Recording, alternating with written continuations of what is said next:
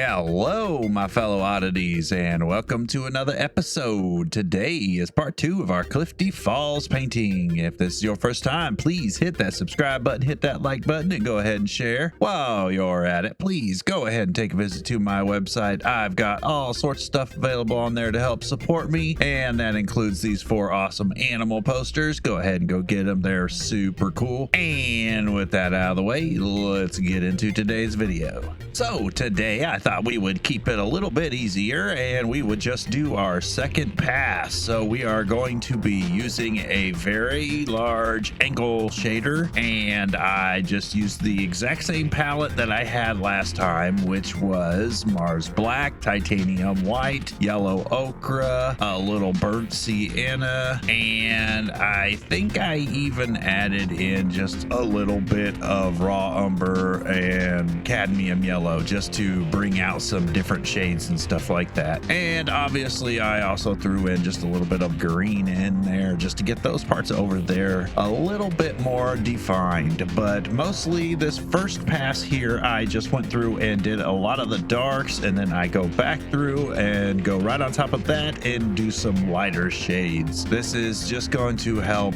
really define some of these color blotches and things like that. I really like how this is shaping up so far.